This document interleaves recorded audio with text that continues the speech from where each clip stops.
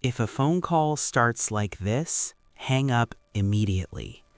Most people don't realize there's a problem because, at first, everything sounds normal. You answer the phone. It's an unknown number. There's a calm, professional voice on the other end. Sometimes it's a short, automated message. Sometimes it's a real person. They don't threaten you. They don't ask for money.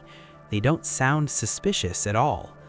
In fact, the call often starts with something simple, a confirmation, a routine question, or a message that sounds exactly like what legitimate companies use every day.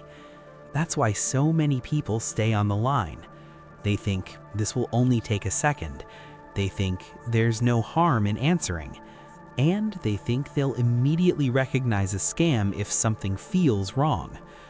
But the truth is, the most dangerous scam calls don't start aggressively. They start calmly. They start professionally. And they start in a way that makes you feel safe enough to keep listening. By the time people realize something is wrong, the mistake has already been made. Not because they shared information, but because they stayed on the call. And that first moment, the very beginning of the call, is exactly where the real risk starts. What makes these calls dangerous isn't what they ask for, it's how they begin. There's a specific pattern that appears again and again in scam calls, and most people miss it because it feels routine. The call often starts with a statement that sounds official, followed by a simple question or a small request.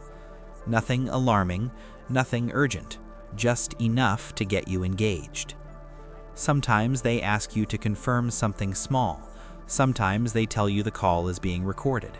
Sometimes they suggest there's an issue that needs quick clarification.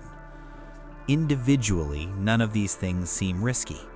That's exactly why they work. The moment you respond, the dynamic of the call changes. You're no longer just listening, you're participating. And once that happens, the caller gains control over the pace of the conversation. They guide it, they slow it down, or speed it up. They decide what comes next. Most people think scams are about asking the wrong question, but in reality, it's about timing. The goal is to get you comfortable enough to answer before your guard goes up. That's why the beginning of the call matters more than anything else. Not because you shared personal information, but because you've signaled that you're willing to stay on the line.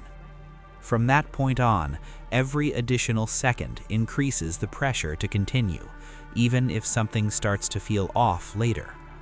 And by the time people realize they should hang up, the caller has already achieved what they wanted most: your attention. To understand why hanging up early is so important, you need to understand what's really happening during these calls. Scammers aren't relying on technology alone. They rely on psychology.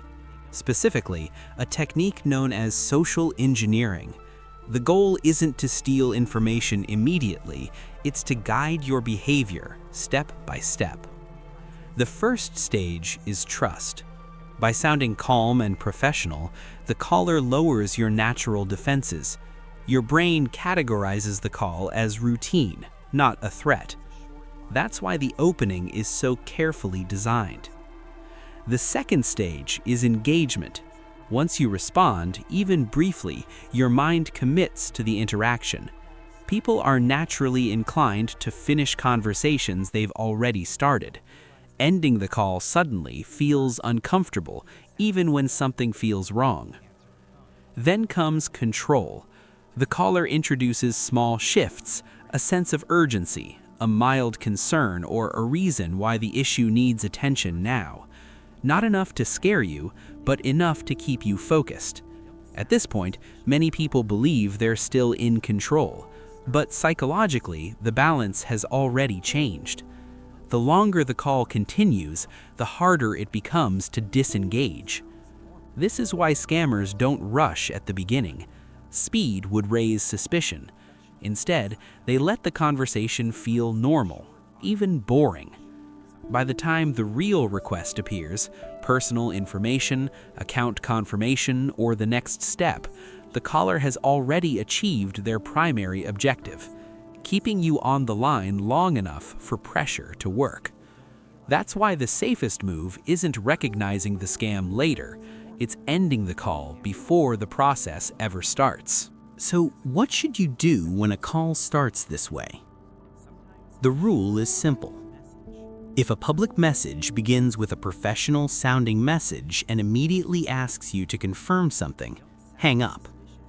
You don't need to explain yourself, you don't need to argue.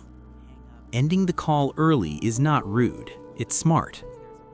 Legitimate companies won't pressure you to stay on the line. They won't rely on unexpected calls to resolve serious issues, and they won't object if you choose to verify the situation through official channels. If you're ever unsure, hang up and check independently. Look up the company's official number, log into your account directly, or contact support through a trusted source. Never continue a conversation just to be sure. Scammers depend on hesitation, they depend on politeness, and they depend on people staying engaged just a little longer than they should. That's why recognizing the start of the call matters more than anything else. The safest moment to protect yourself is the very first moment, before trust is built, before pressure appears, and before the conversation takes control. If a phone call starts like this, hang up immediately. And if you want to understand why scammers push so hard to keep you talking, watch the next video.